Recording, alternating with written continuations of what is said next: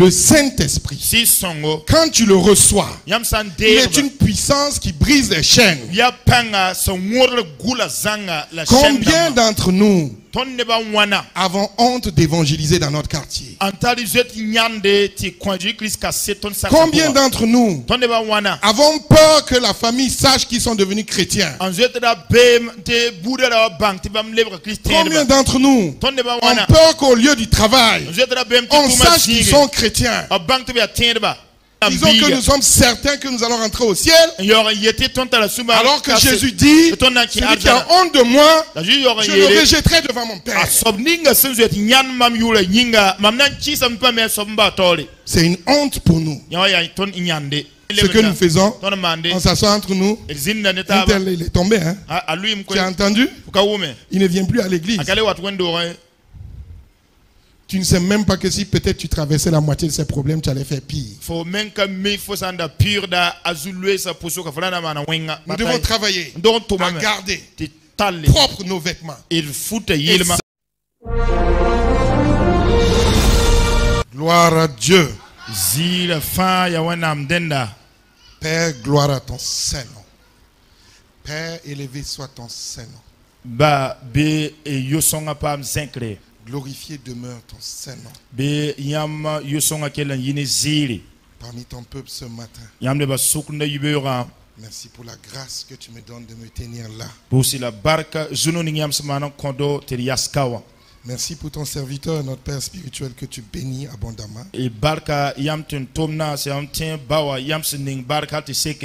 Merci Seigneur, car tu m'utilises comme un canal pour ta parole. Et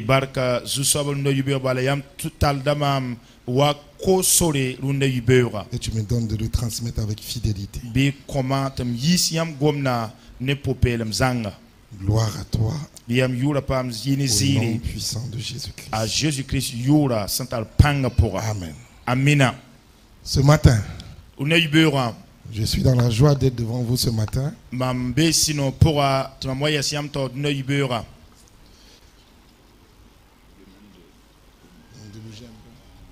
Okay. D'accord, donc je suis dans la joie d'être devant vous ce matin pour être un outil entre les mains du Seigneur, pour lui transmettre ce qu'il a mis dans mon cœur, pour vous et moi. Donc aujourd'hui, avant de commencer, j'aimerais rappeler juste une chose que nous connaissons, qui concerne notre thème de l'année, qui concerne la plénitude du Saint-Esprit.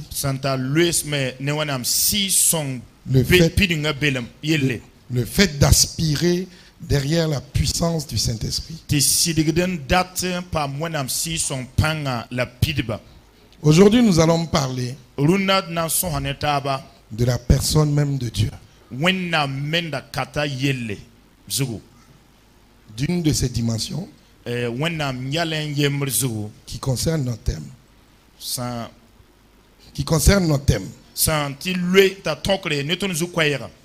Donc pour commencer, je vais demander d'ouvrir vos Bibles. Et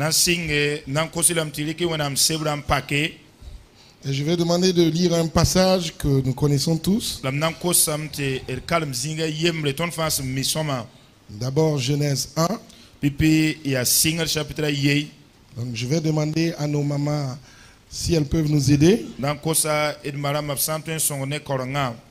Et si une autre peut préparer Jean chapitre 1 aussi.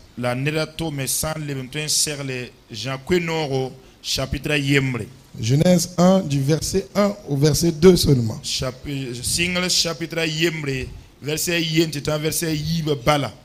Et Jean 1 du verset 1 à 7.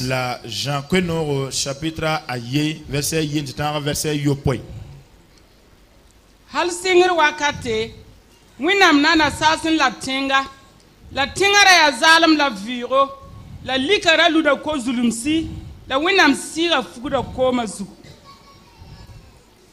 Amen. Jean 1. Jean Queno chapitre 1 verset 1 yopoi.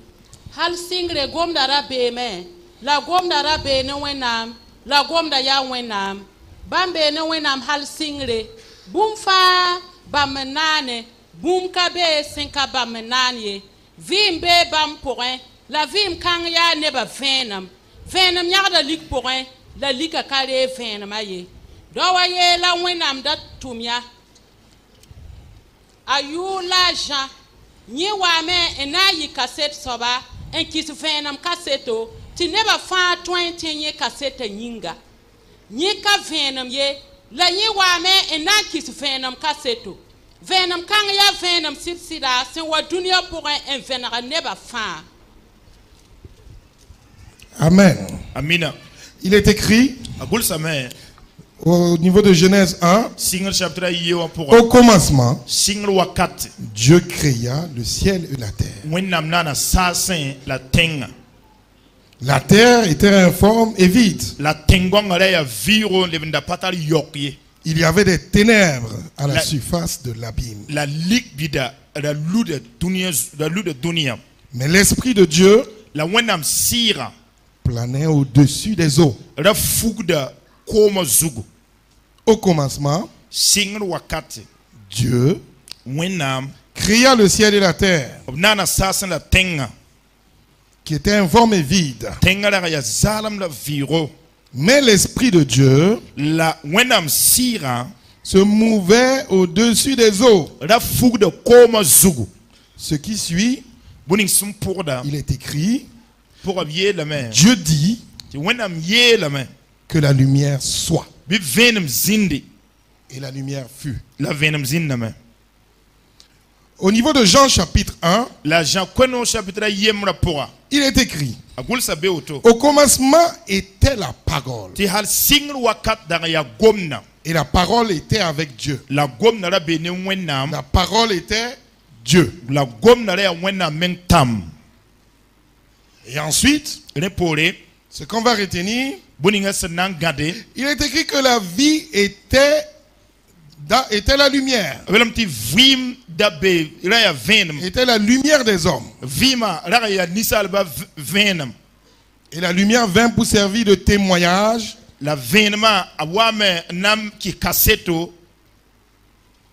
Donc je reprends. La vie était la lumière. Et il serait écrit au chapitre 7, verset 7 du moins. Il vint. On parle là de Jean. Pour servir de témoin à la lumière. Si on fait une similitude entre ces deux passages, tous les deux commencent par au commencement. Au commencement de la création de notre atmosphère. Au commencement de la création de la terre, du ciel et de tout ce qui s'y trouve, y compris nous. Et il est bien dit, c'est Dieu qui a créé le ciel et la terre. Dans ces passages, nous voyons ici trois entités. Il y avait Dieu, il y avait la parole de Dieu, qui était Dieu lui-même. Et justement, dans la parole était la lumière. Et la lumière, Jean-Baptiste est venu pour rendre témoignage de la lumière.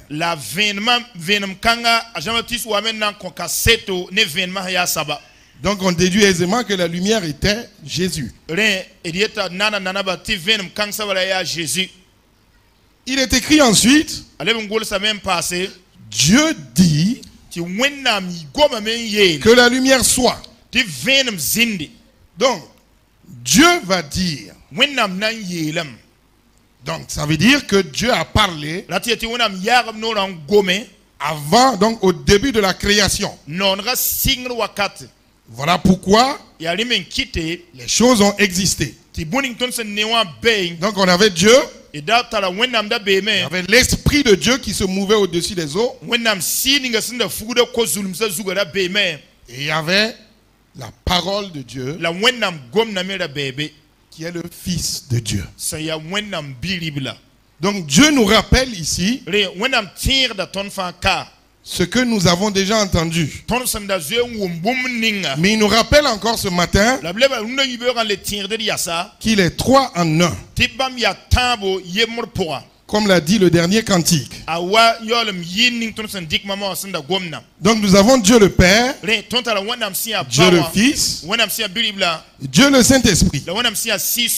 Voilà pourquoi au verset 26 de Genèse 1, il est écrit que Dieu a dit, après avoir créé la nature, après avoir créé les animaux, Dieu dira, créons l'homme à notre image. Donc il parlait de qui en disant créons l'homme? Il parlait de lui-même Dieu, discerné entre ces 3 parties-là. Donc il disait à Dieu le Père, Dieu le Fils, Dieu le Saint-Esprit, créons l'homme à notre image, selon notre ressemblance. Et David va dire, mon âme bénit l'Éternel. Et il va dire encore, je remets mon esprit entre tes mains. Donc David va se discerner lui-même encore en 2 entités, en plus de lui-même David physique qui était là. Son âme, son esprit et sa chair même David. Voilà ce qui confirme qu'effectivement Dieu a créé l'homme à son image.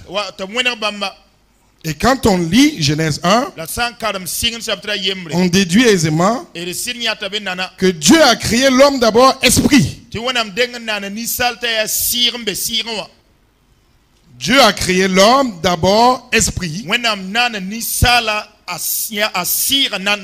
Et maintenant il va former un corps pour l'homme à partir de la poussière.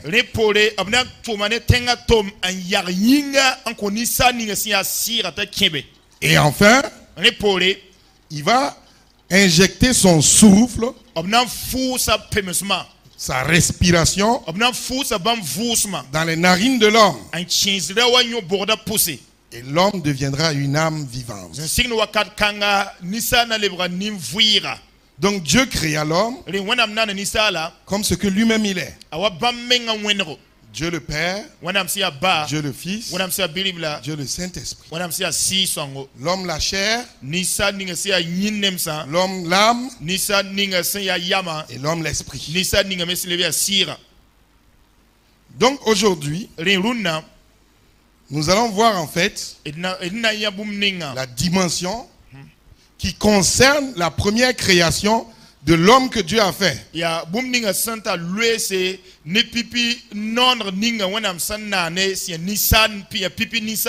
a fait l'homme d'abord esprit. Donc c'est la dimension de l'esprit de Dieu que nous allons voir. Il est appelé dans la Bible, dans l'Ancien Testament, et comme dans le Nouveau, on va parler de l'Esprit du Dieu Tout-Puissant. Et David disait pour la première fois où ça a été énuméré, l'Esprit du Dieu bon. L'Esprit du Dieu bon. D'autres vont l'appeler l'Esprit de vie. Dans Exode, Dieu va s'adresser à Moïse. Quand il parlera de Betsalel, c'était un homme pétri de connaissances, un architecte pour aider à la construction du tabernacle. Dieu va dire qu'il lui a revêtu de son esprit d'intelligence. Et Samuel dira, le premier à dire l'esprit de l'Éternel. De tous ces noms, dans le Nouveau Testament, nous allons venir introduire une autre notion qui est le paraklétos. C'est-à-dire le consolateur. Donc tous ces noms pour caractériser la dimension du Saint-Esprit. La dimension du Saint-Esprit. Généralement dans l'Ancien Testament, c'est-à-dire avant la venue de Jésus, Dieu faisait en sorte que l'homme soit revêtu de son esprit, et généralement de façon temporaire, pour accomplir une tâche donnée. C'est ce qui avait permis à Paul de prophétiser, et du moins à Saül de prophétiser. C'est ce qui permettait à Samson, tant qu'il avait ses cheveux, de pouvoir combattre les ennemis. Mais nous voyons juste deux cas, principalement. Il y en a d'autres, c'est vrai, mais principalement. Le premier, c'est avec David. Là où David va faire une prière. Il va demander à Dieu: ne me retire pas ton esprit. Ne me retire pas ton esprit. Ça veut dire que David avait conscience que l'esprit de l'Éternel reposait sur lui. Le deuxième cas de l'Ancien Testament, toujours, c'est avec Marie, mère de Jésus. C'est vrai qu'on serait tenté de dire que c'est le Nouveau Testament. C'est écrit dans la partie qui concerne le Nouveau Testament. Mais la nouvelle alliance est rentrée en vigueur quand Jésus est mort et ensuite ressuscité.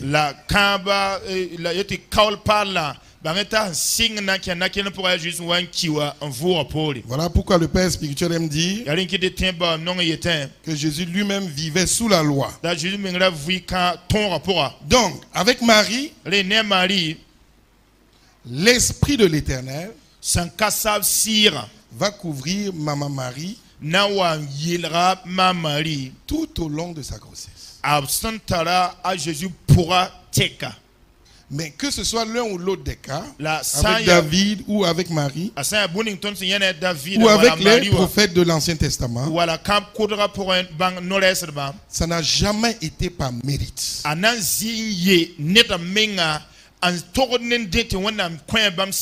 Ça n'a jamais été parce qu'un homme est saint. Ça n'a jamais été parce qu'une femme est sainte que Dieu a mis son esprit sur la personne. Ça a toujours été une grâce. Ça a toujours été une grâce. Mais comme ce que je disais tout à l'heure, on peut dénombrer le nombre de fois là où l'Esprit de Dieu est resté permanemment un long temps sur un homme de Dieu dans l'Ancien Testament. Ce qui veut dire que nous sommes dans la grâce. Nous sommes dans la grâce. Parce que la parole de Dieu nous dit dans Joël au chapitre 2 verset 28, dans les derniers temps, temps où nous sommes aujourd'hui, je répandrai mon esprit sur toute chair. Vos fils et vos filles prophétiseront. Vos vieillards, ils auront des songes. La Bible nous dit que dans ces derniers temps, le Saint-Esprit viendra et fera de nous son temple. Ça a été annoncé par Joël. Jésus l'a confirmé dans Jean 16. En disant que dans les derniers temps, il enverra le consolateur, le Paraclétos. Et quand il viendra, il nous enseignera toutes choses. Jésus a confirmé ce qui avait été annoncé déjà par Joël. Mais Dieu a fini par l'accomplir dans Actes au chapitre 2. Quand le Saint-Esprit est descendu dans la chambre haute sur les disciples. À ce niveau-là, nous allons lire Actes au chapitre 2, versets 1 à 4. Thomas chapitre ayibu verset ayentitara nasa yelame Pentecôte dar santa bamfa bezinga yemre la vurbala buroson wen sob kasan yi azana wa pidlo ninga bamsam bewa la bam nya zelma son wen buwitum son weler taba an zinner kan fa zugu bamfa pidane si songo la singa men gom zina sinzem so si son koba. Amina. Amen. Amen. Ici, il est écrit, il survint un vent, un grand vent, qui entra dans la chambre haute. Et des langues de feu se déposa sur la tête de chacun d'entre eux.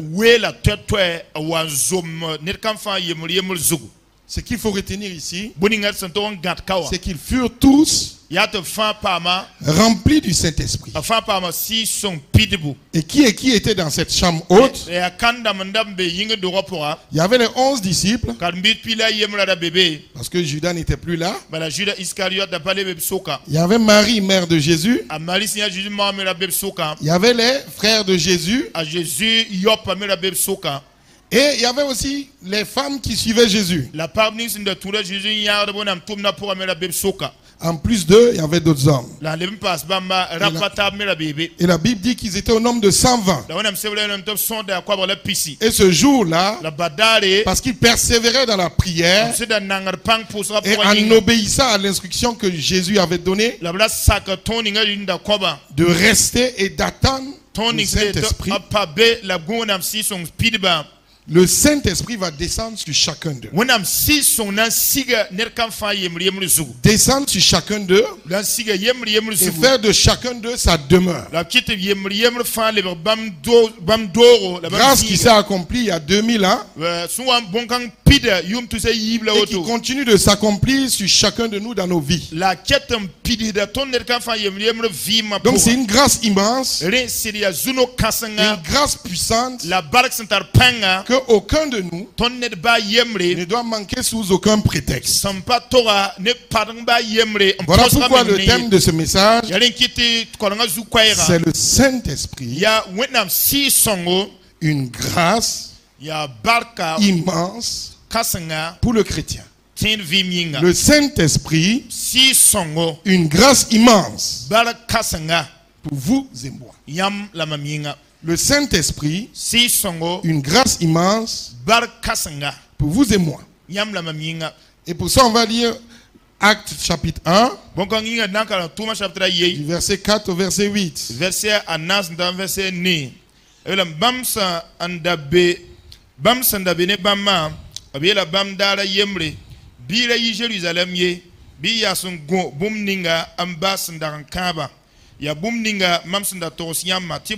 A Jean Lisa neba ne ko kompoin la dasum bilu bala yam nan pa ma lusgo si son point tentun ba tigma taba en soka Jésus ya Yusoba yam nan der Israël seulement konton masabi a Jésus le kabam ya akabene yam ti bang wakate la zaman nis wonam sen yak ne meng pangaye la si song na wa yam zutu yam nan re panga la yam nan yimam kaset damba Jérusalem ne Judée la Samarie ne dunia tek fa amina amen amina. Ici c'est notre Seigneur Jésus qui s'adresse à ses disciples et il dit, il est écrit, comme il se trouvait avec eux, il leur commanda de ne pas s'éloigner de Jérusalem, mais d'attendre ce que le Père avait promis. Ce que je vous ai annoncé, leur dit-il. Car Jean a baptisé d'eau, mais vous dans peu de temps, vous serez baptisés du Saint-Esprit. Alors les apôtres réunis lui demandèrent, Seigneur, est-ce en ce temps que tu rétabliras le royaume d'Israël? Il leur répondit, ce n'est pas à vous de connaître le temps ou les moments que le Père a fixé de sa propre autorité. Mais vous recevrez une puissance, le Saint-Esprit survenant sur vous, et vous serez mes témoins à Jérusalem, dans toute la Judée, dans la Samarie, jusqu'aux extrémités de la terre. Vous recevrez une puissance, le Saint-Esprit survenant sur vous. Vous recevrez une puissance, le Saint-Esprit survenant sur vous. Avons-nous déjà tous eu le Saint-Esprit?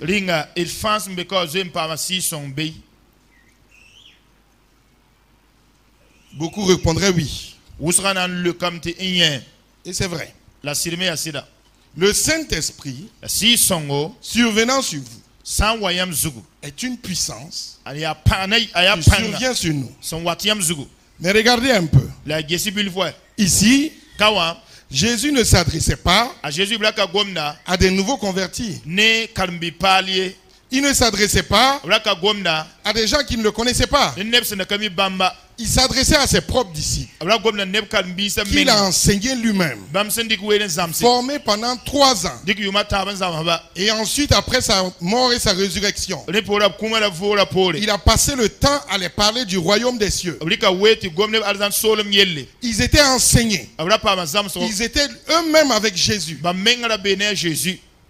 Il a même dit que quand il est ressuscité, et quand il va les paraître dans la chambre, là où ils étaient, il va même souffler sur eux. De qui on parle? On parle de personnes comme vous et moi qui avons cru en Jésus. Voilà des disciples qui ont fait des miracles quand Jésus les a envoyés avec le nom de Jésus.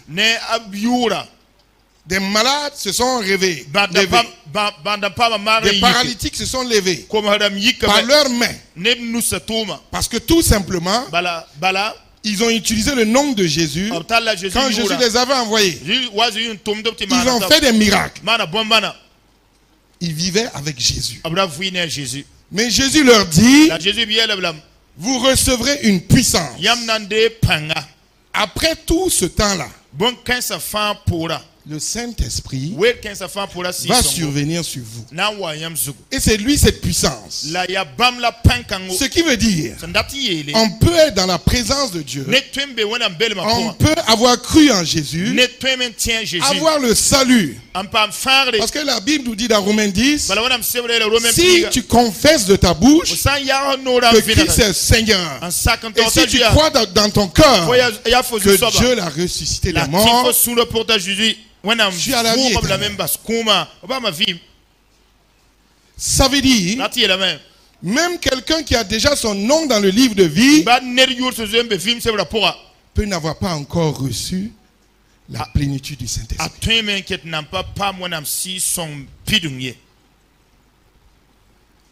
On ne parle pas de gens comme qui ne connaissent pas Dieu. On parle là de vous et moi. Le Saint-Esprit, une puissance. Combien d'entre nous sommes entre griffes baptisés, non seulement dans les eaux du baptême, mais aussi entre griffes baptisés du Saint-Esprit, mais ne manifestons aucune puissance. La puissance ici, ce n'est pas les miracles. Non. La puissance ici, ce n'est pas les songes. Ce n'est pas la prophétie. Non. Le roi Saül, le Saint-Esprit est descendu sur lui momentanément. Il s'est mis à prophétiser. Mais il n'avait pas la plénitude du Saint-Esprit. Il n'avait pas cette puissance. Non. C'est pareil. Dieu peut parler à quelqu'un dans son songe, dans sa nuit. Dieu peut parler à quelqu'un dans une vision. Dieu peut donner une révélation même à un fou.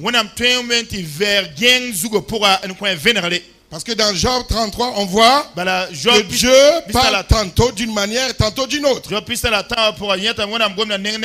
C'est lui qui utilise dans sa souveraineté le canal qu'il veut. Cela ne veut pas dire que nous avons la plénitude du Saint-Esprit. Les miracles, il te suffit de croire au nom de Jésus. Tu as la foi. Tu crois en la parole de foi. Tu la proclames. La chose s'accomplit. Ce n'est pas la plénitude du Saint-Esprit. Vous recevrez une puissance.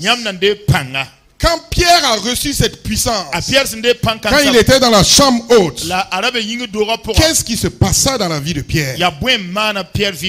Le même Pierre qui auparavant avait dans Luc 22 renié 3 fois Jésus. Parce qu'une employée a dit: tu étais avec lui. Il dit il ne le connaît pas. Au verset 61, Jésus va se retourner et va le regarder. Il va se rappeler de ce que Jésus lui avait dit avant que le coq ne chante 3 fois. Tu allais me réunir. Avant que le coq du moins ne chante, tu allais me renier 3 fois. La Bible dit qu'il pleura. Ce même Pierre, de quoi il avait peur? Il avait peur des Sanhédrins,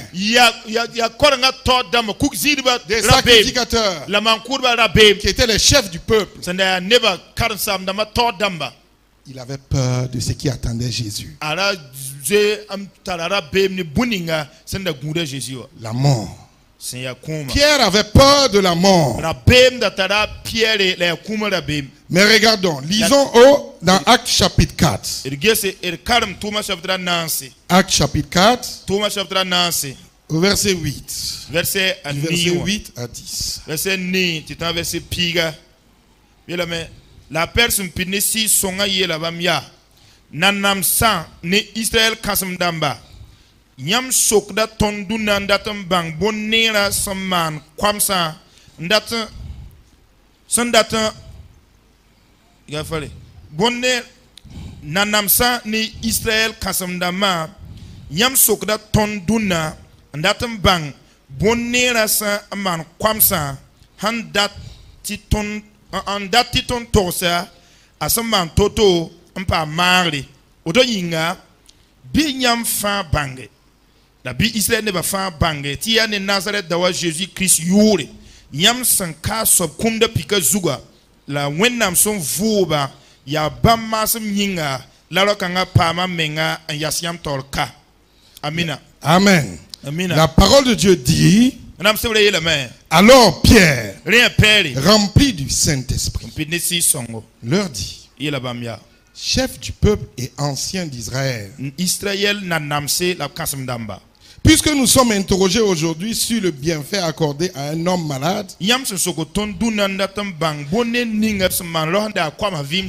afin que nous disions comment il a été guéri, sachez-le tous, et que tout le peuple d'Israël le sache. C'est par le nom de Jésus-Christ de Nazareth que vous avez crucifié, et que Dieu a ressuscité des morts. C'est par lui que cet homme se présente en pleine santé. Ici, ce n'est pas un employé qui dit à Pierre: tu étais avec Jésus. C'est pas une servante qui dit à Pierre: tu étais avec Jésus.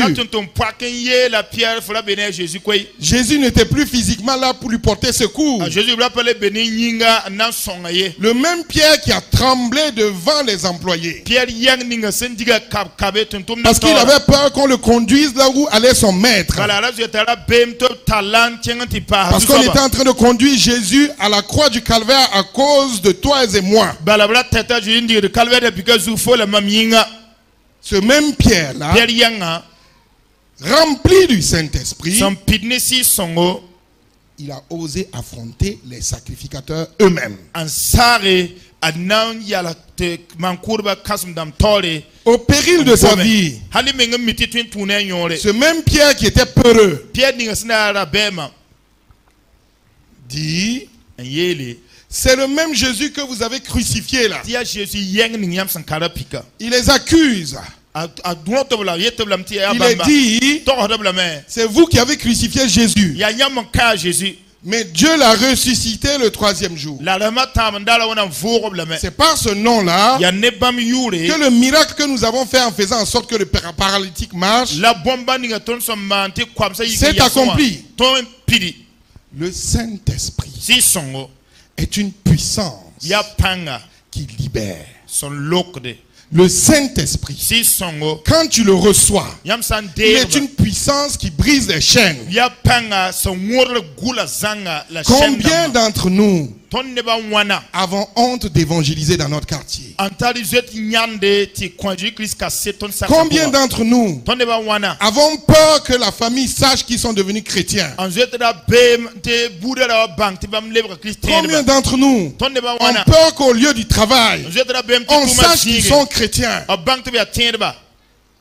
Combien d'entre nous osent se lever, aller au village et faire du porte-à-porte pour évangéliser? Alors que Jésus dit: celui qui a honte de moi, je dirai devant mon Père, je ne le connais pas. Quand on fait l'évangélisation porte-à-porte dans les villages, quand le groupe choc sort, il y a 20 fois plus de monde que quand on dit qu'il y a l'évangélisation porte-à-porte ici. L'évangélisation porte-à-porte à Zimpasgo, il n'y a même pas 10 personnes. Il n'y a même pas 5. C'est une honte. Combien d'entre nous, à cause du témoignage, du bon témoignage que nous n'avons pas, nous n'osons même pas apporter nos voix avec notre Bible visible? Avant on disait que quand on voit le musulman, il a porté son Moriazala. Quand on voit le catholique, il a son chapelet. Quand on voit le protestant, il a sa Bible en Combien d'entre nous avons honte de tenir une Bible? Combien d'entre nous, quand on vient chez nous, il n'y a aucun signe qui montre que nous sommes fils de Dieu? Disons que nous sommes certains que nous allons rentrer au ciel, alors que Jésus dit: celui qui a honte de moi, je le rejetterai devant mon Père. C'est une honte pour nous. Si nous disons, nous avons reçu rien que le premier degré du Saint-Esprit, nous devons être libérés de toutes ces chaînes. Combien d'entre nous se conforment aux choses du monde en disant je fais les affaires, il faut faire la corruption? Combien d'entre nous s'asseyent dans les maquis disant que si tu ne bois pas la bière, tu n'as plus d'amis? C'est une honte pour nous. Et nous disons que nous n'avons pas honte de Jésus. C'est faux.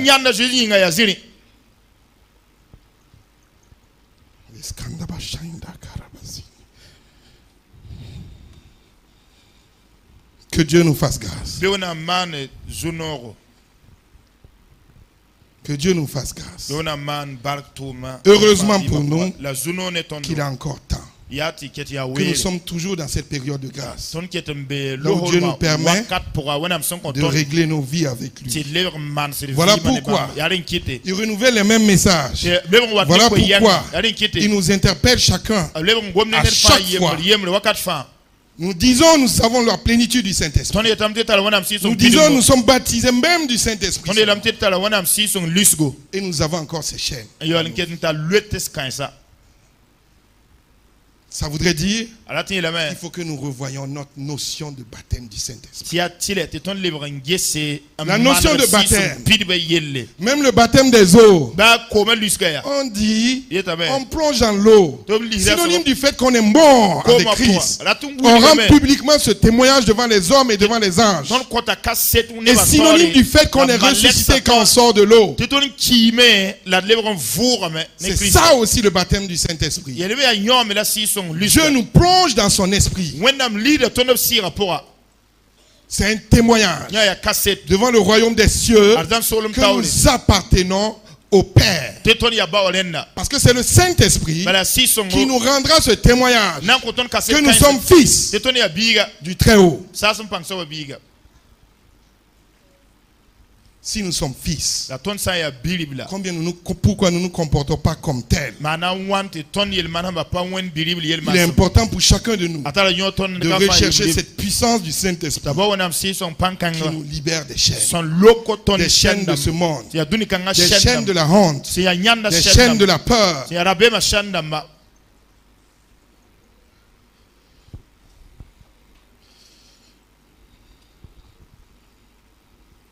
Combien d'entre nous?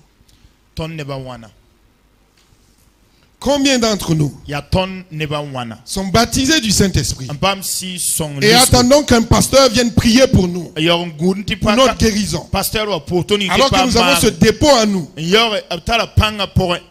Combien d'entre nous sont baptisés du Saint-Esprit quand ils sont couchés? Le pasteur ou les diacres ne viennent pas le voir. Ils disent, je vais reculer en arrière. Dans le livre des Actes, on nous parle d'un disciple qui s'appelle l'aîné. Il était couché depuis 7 ou 8 ans. Il ne pouvait plus marcher. Il n'a pas appelé un disciple. Non.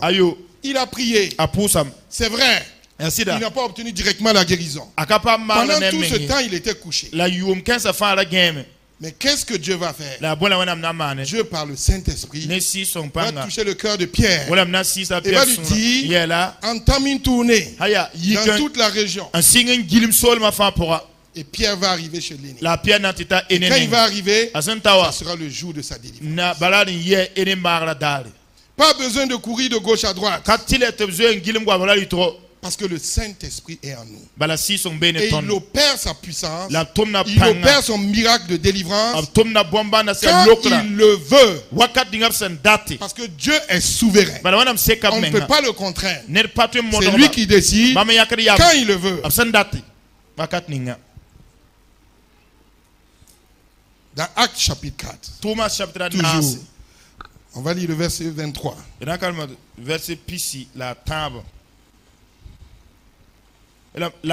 La perne Jean sampam lo holom bam kinga bam taba nenge anti wuli bam ti wuli bam bum nis fa man kurba kansam damba ne kansam damba son tos bamma. On va aller du verset 29 au verset 31 maintenant. Verset pisi la went etant pista la yembre.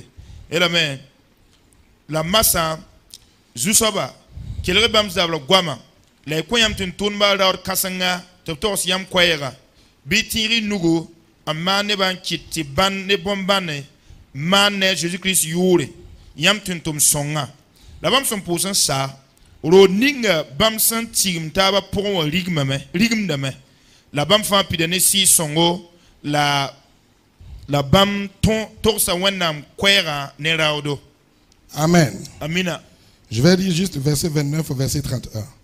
Et maintenant, Seigneur, vois leurs menaces et donne à tes serviteurs d'annoncer ta parole avec une pleine assurance en étendant ta main pour qu'ils se fassent des guérisons, des miracles et des prodiges par le nom de ton saint serviteur Jésus. Quand Jésus priait, le lieu où ils étaient, assemblés, trembla. Ils furent tous remplis du Saint-Esprit. Et ils annoncèrent la parole de Dieu avec assurance. Les disciples, après avoir été libérés des chaînes, de la peur, de la honte, après avoir été libérés des chaînes de ce monde, suite à leur baptême du Saint-Esprit, Pierre et les autres vont continuer d'évangéliser. Il y aura dès la première campagne d'évangélisation 3000 convertis. Ensuite, on va les convoquer à nouveau devant le Sanhédrin. Ils vont dire que ça n'est trop. Il y a eu encore 2000 personnes qui se sont ajoutées. Ça fait 5000 personnes. En un peu de temps, 5000 âmes gagnées au Seigneur par la puissance du Saint-Esprit. On va les attraper, on va les fouetter, les menacer de ne plus prêcher au nom de Jésus. Ils vont dire que ce n'est plus possible de regarder. Ils vont dire aux sacrificateurs, regardez si sied de vous obéir à vous plutôt que d'obéir à Dieu. Quand on les a menacés, ils savaient ce qui pouvait les arriver. Ils pouvaient mourir. Ils pouvaient passer aussi sur la croix. Mais la Bible dit, ils n'ont pas baissé les bras. Ils n'ont pas baissé les bras. Ils sont retournés vers l'assemblée. Et ils vont dire, crions au Seigneur. Crions au Seigneur. Crions au Seigneur. Ceux qui ont été libérés, rendez gloire à Dieu pour cela. Mais maintenant, il faut aller à une autre dimension. Parce que la puissance du Saint-Esprit libère. Mais la puissance du Saint-Esprit transforme aussi. Qu'est-ce qui va se passer? Au lieu de prier en leur temps pour demander de l'argent, comme nous le faisons aujourd'hui, ils n'ont pas demandé de l'argent.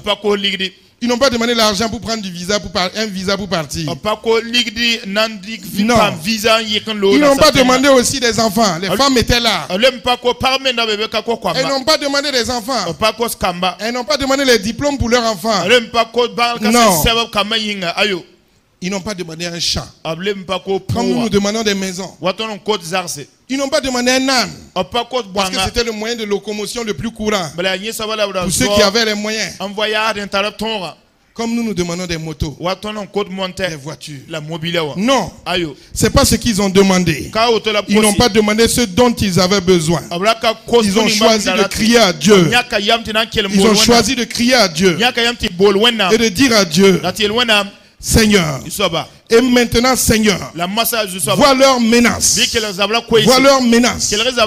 Ils n'ont pas dit à Dieu, supprime-les. Non. Nous aimons de fois prier pour qu'il n'y ait pas de problème. C'est une prière inutile. La Bible dit, dans les derniers temps, Toutes ces choses vont arriver. Tout ce qui nous arrive comme persécution, ça va arriver. La parole de Dieu nous dit également, les mêmes choses arrivent aux méchants et aux justes. Les problèmes ne vont pas finir.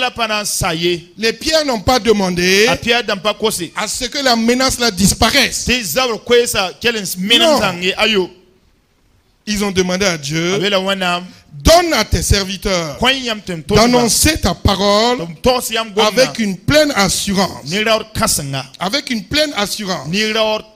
Donc ça veut dire qu'ils ont demandé à Dieu la puissance pour que dans les problèmes, ils puissent affronter les problèmes.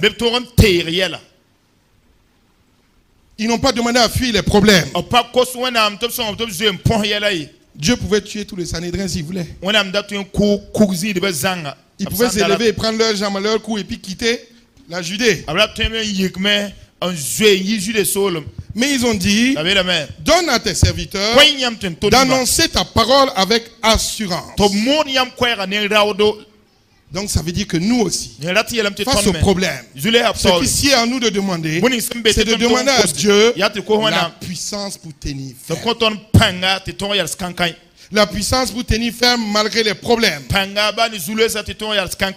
La puissance pour rester connecté au Saint-Esprit. Il demandait à Dieu de faire tout ça en étendant sa main pour qu'il se fasse des guérisons, des miracles, des prodiges par le nom de Jésus. Voilà ce qu'ils ont demandé à Dieu. Ils n'ont pas demandé ce qu'ils veulent, mais ils ont demandé quelque chose qui est pour la gloire de Dieu, quelque chose qui est pour l'élargissement du royaume de Dieu, quelque chose qui rejoint ce que Jésus nous a dit: aller partout dans le monde et annoncer la bonne nouvelle. Au début de la prière, parce que la parole de Dieu nous dit qu'à chaque fois que nous nous réunissons pour prier, l'Esprit de Dieu est au milieu de nous. Parce que Jésus a dit, si 2 ou 3 d'entre nous se réunissent en son nom, il est parmi eux. Donc il est là. Comme ce matin. Il est là. Et en ce moment au ciel, qu'est-ce qui se passe? Parce que le Saint-Esprit, il établit comme une liaison de communication entre nous et le trône de Dieu. En ce moment, Papa bon Dieu, qu'est-ce qu'il fait? Il tend l'oreille. Il dit aux anges, attendez, je vais écouter ce que veulent mes enfants là. Voilà pourquoi il ne faut pas attrister le Saint-Esprit. Parce que si le Saint-Esprit ne joue plus ce rôle de communicateur, ce rôle d'intercesseur entre nous et le ciel, nos prières ne vont aller nulle part. Papa bon Dieu s'assoit sur son trône et il écoute. Il dit, attendez, je vais voir ce que veulent mes enfants. Et quand on commence à demander, il y a un autre paraclétos qui est Jésus-Christ de Nazareth, qui est assis à la droite du Père et qui dit à Dieu, je te demande de les exaucer. À chaque fois que nous prions, c'est ce qui se passe. Et c'est ce qui s'est passé ce jour-là. Mais Dieu a été agréablement surpris de voir qu'ils n'ont pas demandé, comme quand Jésus était là, qu'il fasse descendre du feu sur la ville. C'est pas ce qu'ils ont demandé. Ils n'ont pas demandé pour devenir encore plus fort politiquement, pour mettre de côté les Sanhédrins. Ils n'ont pas demandé les moyens pour fuir la Judée. Non. Papa bon Dieu a été agréablement surpris de voir que ces enfants-là étaient là. Et ils demandaient juste, donne-nous la force de pouvoir rester ferme. Donne-nous la force d'affronter les menaces qui sont dirigées contre nous à cause de l'évangile de Christ. Et il s'est retourné vers son fils Jésus. As-tu vu tes disciples que tu as fait? Et Jésus était là, tout fier. Il regardait ses disciples. Est-ce que nous allons faire la fierté de Jésus? Ou bien est-ce que nous allons passer le temps que 80% de nos prières, papa je demande, papa je veux ça, papa détruis mes ennemis. Ils avaient des ennemis aussi. Mais si vous regardez, parcourez tout le Nouveau Testament, ils ne prient même pas contre les ennemis. Ils ne prient même pas contre les ennemis.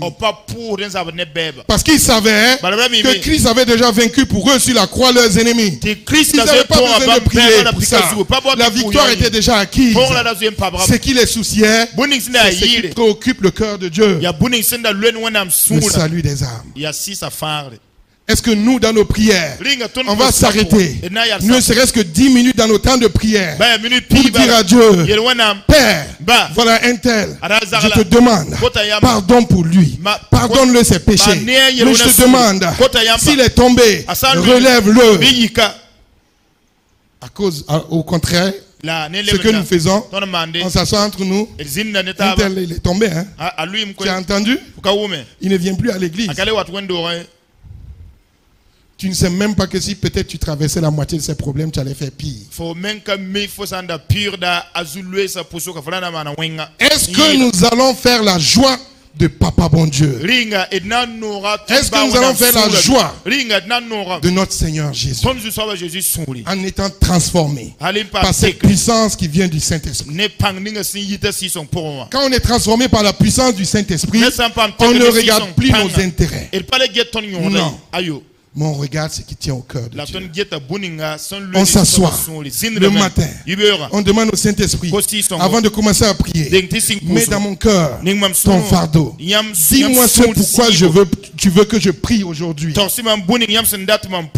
va te faire prier pour des gens insoupçonnés. Dieu va te faire prier, intercéder pour des nations. La Bible dit qu'à cause de nous, il donne des nations. À cause de toi, une seule prière, ça peut empêcher une guerre dans un pays. La puissance de transformation du Saint-Esprit. Cessons de courir derrière nous-mêmes nos besoins. Jésus dit, cherchez d'abord le royaume des cieux et tout le reste vous sera donné par-dessus tout. Que faisons-nous ces derniers temps? La Bible nous dit de racheter le temps. De racheter le temps. Racheter le temps. Ce n'est pas racheter le temps pour des motos. Non. Ce n'est pas pour payer des voitures. Non. Ça ne veut pas dire que Dieu n'est pas content quand il nous voit dans ça. Au contraire, la parole de Dieu nous dit, Dieu veut que nous prospérons en toutes choses. Mais ça ne s'arrête pas là. Il dit comme prospère l'état de notre âme. Est-ce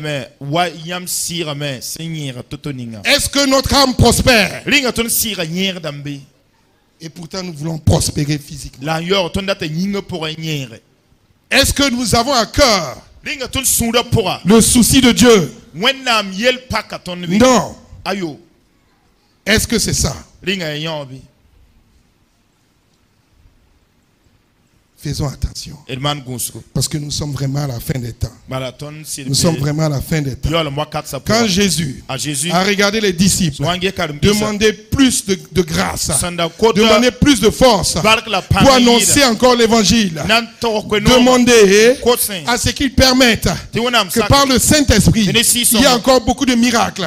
Ces miracles, ce n'est pas pour leur propre gloire, mais c'est pour que ceux qui ne connaissent pas Dieu voient que le Dieu que eux ils servent, le Dieu qu'ils invoquent, c'est le vrai Dieu. C'est le seul et unique vrai Dieu. Et si les miracles se produisent pour les païens quand on évangélise, ils se produiront aussi pour nous dans nos assemblées.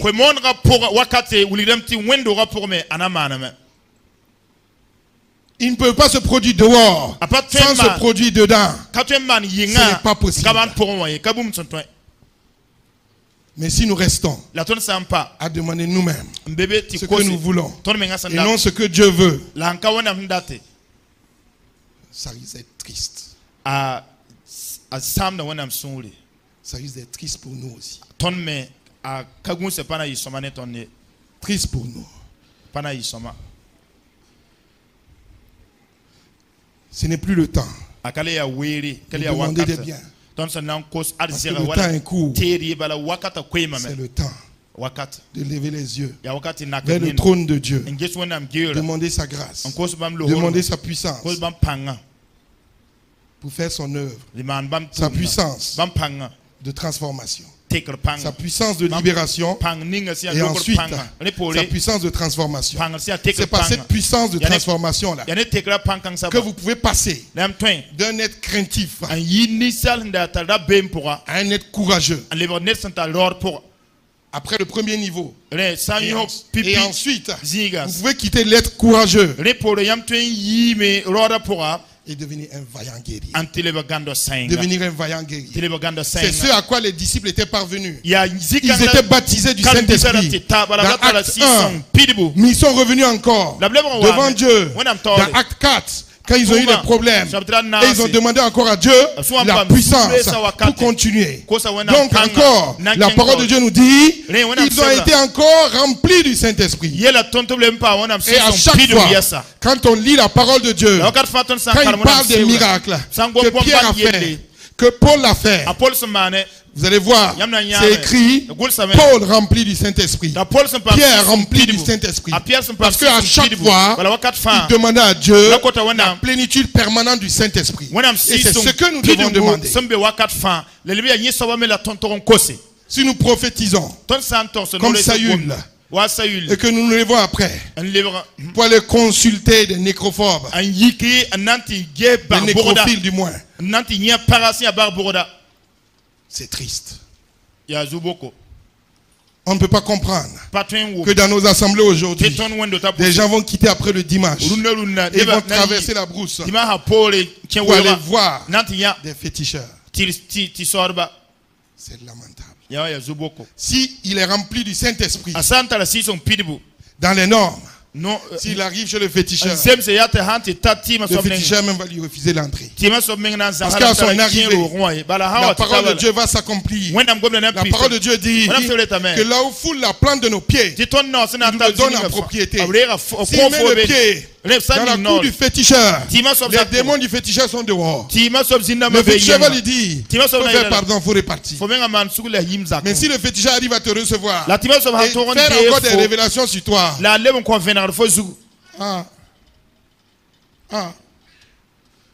y a quelque chose qui ne va pas. Beaucoup d'entre nous peuvent rendre témoignage. Quand leur conversion, quand ils étaient nouveaux convertis, peut-être quelqu'un les a amenés quelque part chez un féticheur. Moi, ça m'est arrivé. Un mois après ma conversion, c'est arrivé. Et quand on est rentré, c'était à Kokolgo à côté. Le féticheur a dit, pour les autres là, ils voient. Mais pour ces petits-là, ils ne voient rien. C'est pas moi. Ce n'est personne. Personne d'entre nous ne peut cela. Non. C'est le Saint-Esprit. Mais s'il arrive à voir quelque chose sur toi, et qui est vrai, il peut mentir qu'il a vu. Mais s'il arrive à voir, à appeler ton nom répond. Et ce n'est pas le nom de Jésus qui répond. Il y a un problème.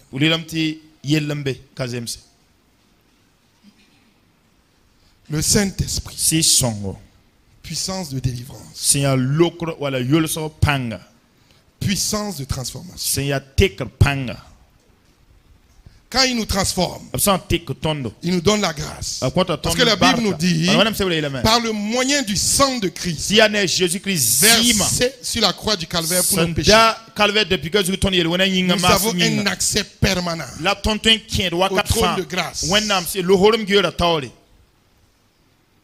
Et par le moyen de ce sang, quand nous péchons et nous venons devant Dieu, nous présentons ce sang, Dieu nous pardonne et il nous lave. Nous redevenons blancs comme neige. Donc il nous revêt encore de robes blanches. Mais est-ce qu'à chaque fois, il va falloir qu'on aille salir les robes pour revenir devant Dieu comme des enfants? Un enfant, quand tu lui mets un habit blanc, 2 minutes juste dans le culte ici, il faut utiliser Omo ou bien du Javel pour laver. Si nous restons des enfants, et qu'à chaque fois, pour les mêmes péchés, nous allons chaque fois revenir devant Dieu, c'est bien. On va obtenir sanctification. On va obtenir pardon. Mais ce n'est pas arrivé. Nous devons travailler à garder propres nos vêtements. Et ça, nous ne pouvons pas le faire sans le Saint-Esprit. Le Saint-Esprit est une puissance de sanctification permanente. La sanctification, nous l'obtenons par le moyen du sang de Jésus. Mais le Saint-Esprit nous aide à garder nos vêtements propres. Parce que c'est le Saint-Esprit qui peut dire à un homme, tu vois cette fille qui vient tout le temps chez toi, en réalité elle n'est pas claire. Ce qu'elle veut, c'est que tu couches avec elle. Ce qu'elle veut, c'est de gâter ton foyer. C'est le Saint-Esprit qui peut encore dire à une femme, c'est bien, tu t'habilles, c'est bien. Mais en réalité, est-ce que c'est pour ma gloire ou bien c'est pour juste ta gloire? Et qui peut faire changer l'accoutrement d'une femme. C'est le Saint-Esprit qui peut nous dire, comme ce qu'il faisait avec Paul, ne va pas dans cette ville. Il a dit à Paul, vous n'évangélisez pas en Éphèse. Et ils ne sont pas rentrés. C'est longtemps après qu'il est revenu. C'est le Saint-Esprit qui peut nous dire, si on est sur notre moto, ne passe pas ici, parce qu'il y a des bandits qui t'attendent. Passe à droite. C'est le Saint-Esprit qui peut nous dire, attention, il y a quelqu'un qui vient. Mais attention à ce que tu vas dire. Si tu ne fais pas attention, tu vas mentir. C'est lui qui peut nous dire, comme quand Dieu a dit à Caïn, le péché est devant ta porte. Lève-toi et domine. C'est lui qui peut nous dire, pendant qu'on est en train de causer avec notre prochain, ce que tu veux dire là, ce n'est pas nécessaire. Tu es en train d'ajouter du piment, ça va être du mensonge. Et tu vas devoir venir te repentir. Donc c'est le Saint-Esprit qui peut nous aider à garder nos vêtements propres. 3 choses. Une puissance de libération. Si tu es libéré, c'est une grâce. La puissance de transformation. Si tu es transformé, c'est que tu es né de nouveau. La puissance du maintien de la sanctification. 3 choses derrière lesquelles nous devons courir. 3 choses derrière lesquelles nous devons fléchir genoux devant Dieu et demander à Dieu, comme ce que le thème de cette année dit, de rechercher la puissance du Saint-Esprit.